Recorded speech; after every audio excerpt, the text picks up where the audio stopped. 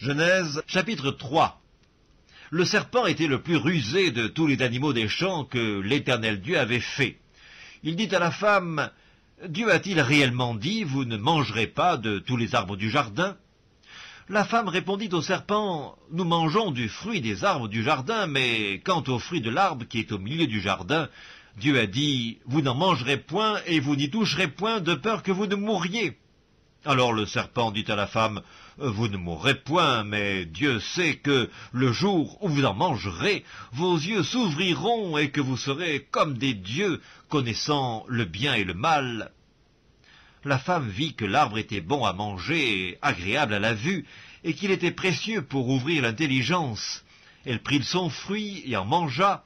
Elle en donna aussi à son mari, qui était auprès d'elle, et il en mangea.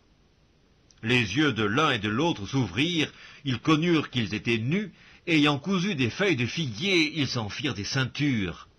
Alors ils entendirent la voix de l'Éternel Dieu qui parcourait le jardin vers le soir, et l'homme et sa femme se cachèrent loin de la face de l'Éternel Dieu, au milieu des arbres du jardin. Mais l'Éternel Dieu appela l'homme et lui dit, « Où es-tu » Il répondit, « J'ai entendu ta voix dans le jardin, et j'ai eu peur parce que je suis nu, et je me suis caché. » Et l'Éternel Dieu dit, « Qui t'a appris que tu es nu? Est-ce que tu as mangé de l'arbre dont je t'avais défendu de manger ?» L'homme répondit, « La femme que tu as mise auprès de moi m'a donné de l'arbre, et j'en ai mangé. » Et l'Éternel Dieu dit à la femme, « Pourquoi as-tu fait cela ?» La femme répondit, « Le serpent m'a séduite, et j'en ai mangé. » L'Éternel Dieu dit au serpent, « Puisque tu as fait cela, tu seras maudit entre tout le bétail et entre tous les animaux des champs.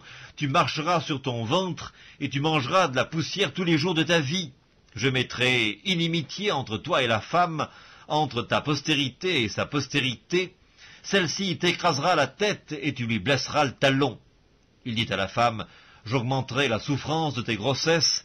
Tu enfanteras avec douleur et tes désirs se porteront vers ton mari, mais il dominera sur toi. » Il dit à l'homme, « Puisque tu as écouté la voix de ta femme et que tu as mangé de l'arbre au sujet duquel je t'avais donné cet ordre, tu n'en mangeras point, le sol sera maudit à cause de toi. C'est à force de peine que tu en tireras ta nourriture tous les jours de ta vie. Il te produira des épines et des ronces, et tu mangeras de l'herbe des champs. C'est à la sueur de ton visage que tu mangeras du pain jusqu'à ce que tu retournes dans la terre d'où tu as été pris, car tu es poussière, et tu retourneras dans la poussière. » Adam donna à sa femme le nom d'Ève, car elle a été la mère de tous les vivants. L'Éternel Dieu fit à Adam et à sa femme des habits de peau, et il les en revêtit. L'Éternel Dieu dit, « Voici, l'homme est devenu comme l'un de nous pour la connaissance du bien et du mal. Empêchons-le maintenant d'avancer sa main, de prendre de l'arbre de vie, d'en manger et de vivre éternellement. » Et l'Éternel Dieu le chassa du jardin d'Éden pour qu'il cultivât la terre d'où il avait été pris. C'est ainsi qu'il chassa Adam, et il mit à l'orient du jardin d'Éden les chérubins qui agitent une épée flamboyante pour garder le chemin de l'arbre de vie.